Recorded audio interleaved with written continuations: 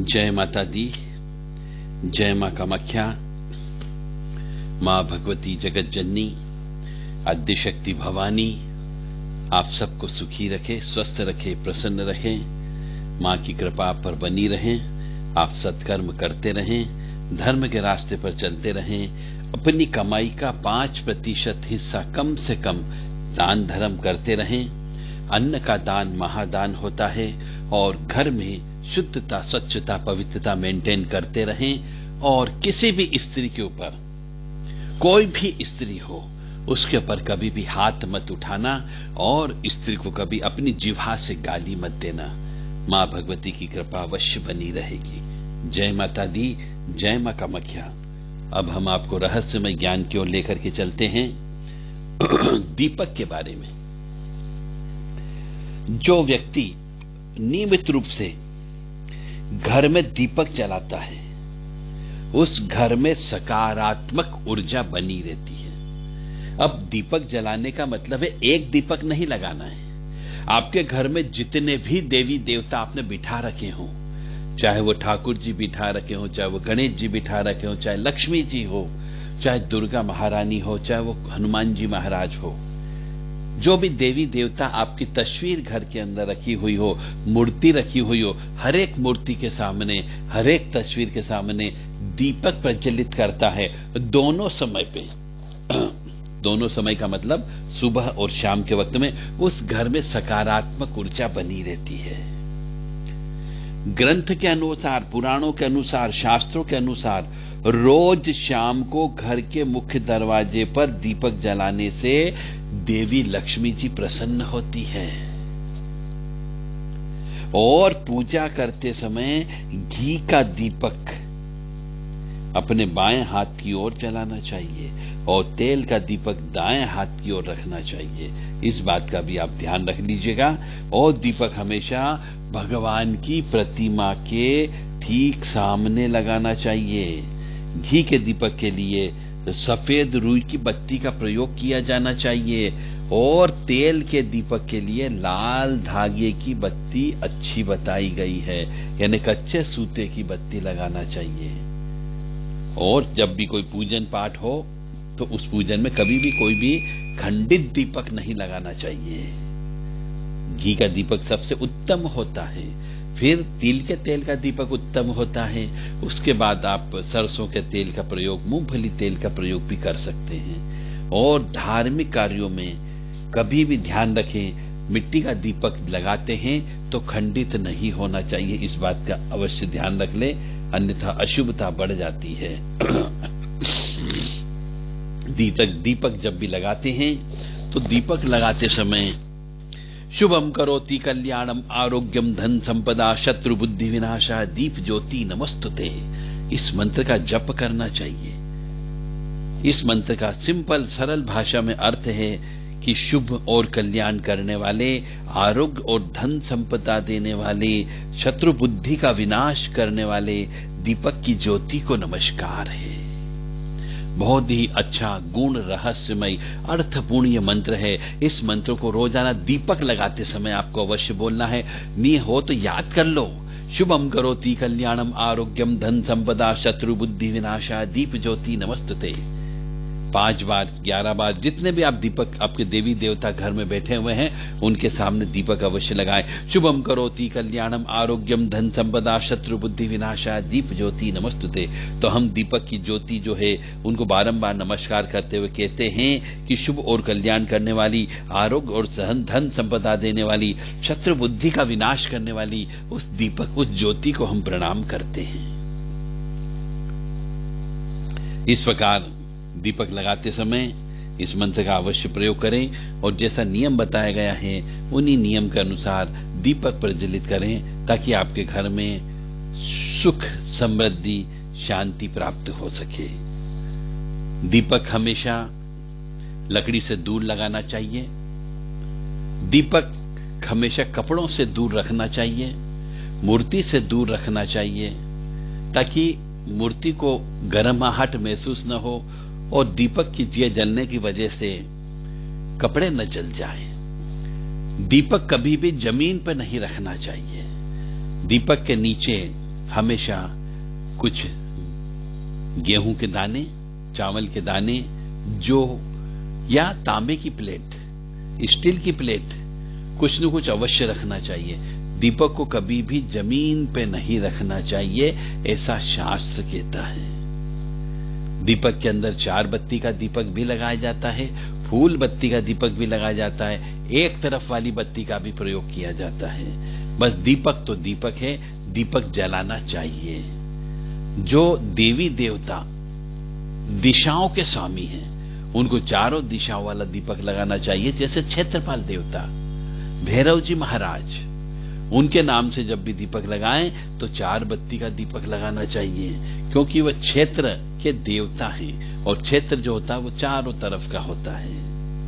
मां भगवती को जब भी दीपक लगाएं तो फूल बत्ती वाला घी का दीपक लगाना चाहिए, तो आपकी प्रार्थना अवश्य सुनी जाएगी। और दीपक निश्चित समय पे, निश्चित स्थान पर ही लगाना चाहिए। दीपक को बार बार परिवर्तन नहीं करना चाहिए, समय का परिवर्तन भी नहीं करना चाहिए और स्थान का परिवर्तन भी नहीं करना चाहिए। और दीपक घी का, विशेष तौर से गाय का घी मिल जाए, चाहे महंगा हो तो चलेगा, परंतु गाय का घी का दीपक लगाने से सुख समृद्धि शांति आती है।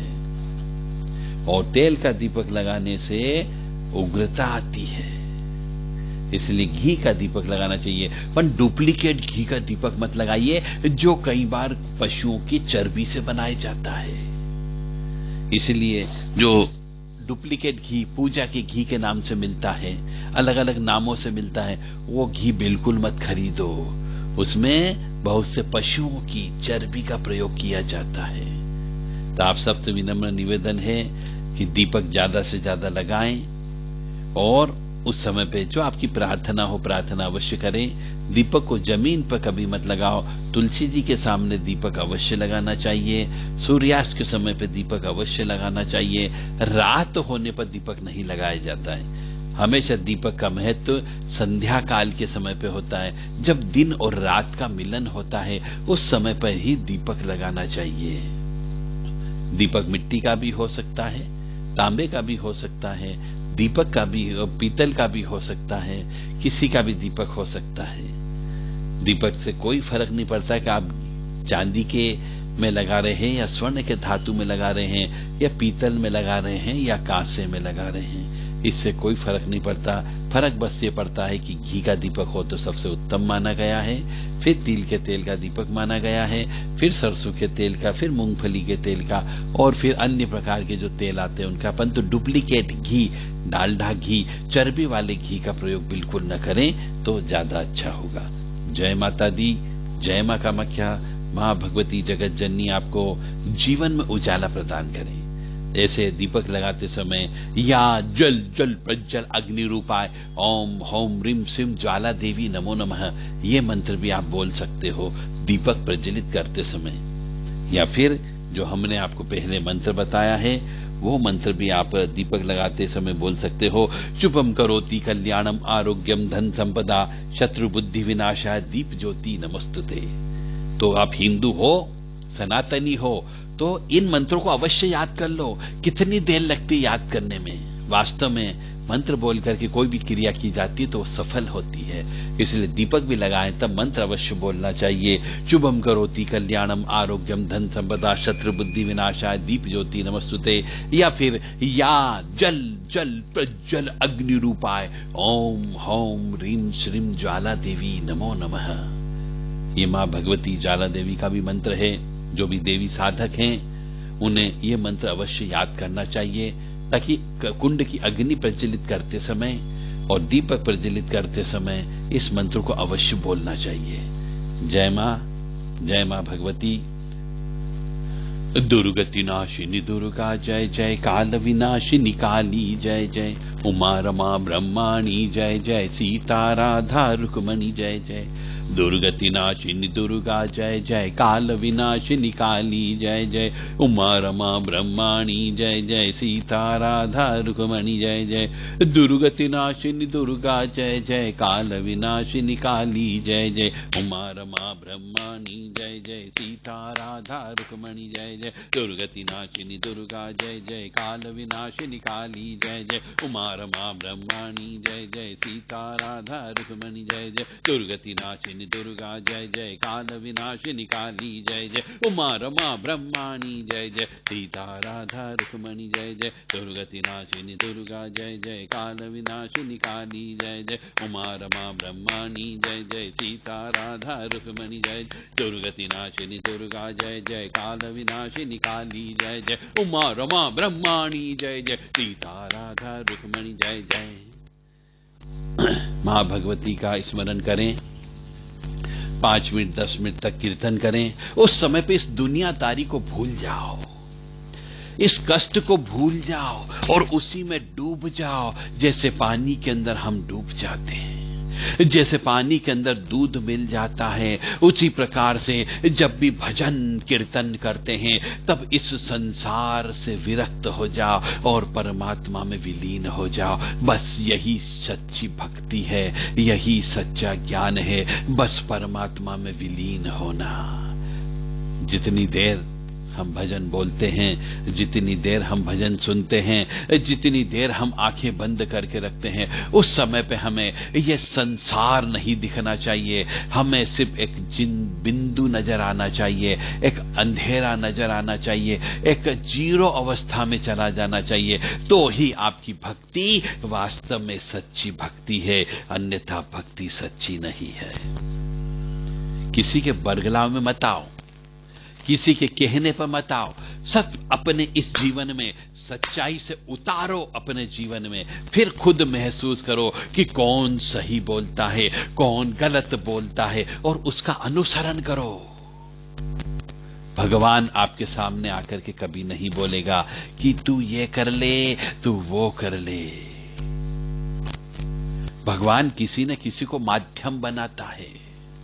वो माध्यम आपके मां हो सकती है, पिता हो सकता है, बहन हो सकती है, भाई हो सकती है, छोटी कन्या हो सकती है, आपकी पत्नी भी हो सकती है, मित्रगण भी हो सकते हैं, और आपके नाते रिश्तेदार भी हो सकते हैं। किसी भी रूप में हो सकता है। कोई भिखारी के रूप में आ सकता है, तो कोई ब्राह्मण के रूप में आपके यहां करके आपको बोल सकता है, परंतु वो वाणी भगवान की वाणी मान करके उसे आत्मसात कर लो। यदि भगवान में विलीन होना है तो सबसे अच्छा तरीका है, सबसे अच्छा तरीका, सबसे उत्तम तरीका है, बस उसका गुणगान करने में डूब जाओ। हनुमान चालीसा बोलना हो तो ऐसे बोलो कि जब तक हम हनुमान चालीसा बोल रहे हैं, कोई दिल में, कोई दिमाग में, किसी मन में कोई भी आशा नहीं है, कोई निराशा नहीं है, कोई कामना नहीं है, कोई तृप्ति नहीं है।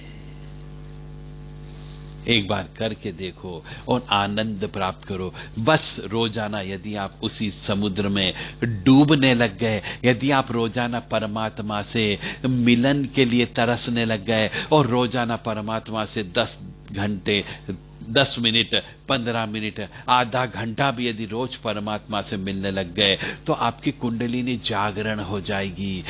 एक बार करके देखो, निश्चित तौर से फायदा होगा। जय माता दी, जय मां कामाख्या।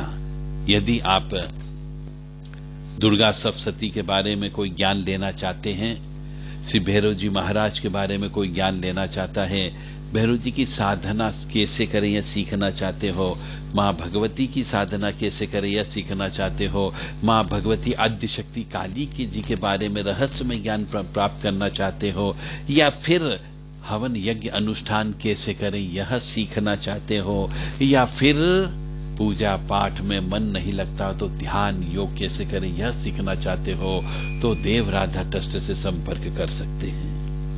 9893128047 और 7649862712 पर व्हाट्सएप के माध्यम से संदेश देकर के अपने बारे में आप पूछ भी सकते हैं और इनके बारे में ज्ञान प्राप्त भी कर सकते हैं। जय माता दी, जय मां कामाख्या।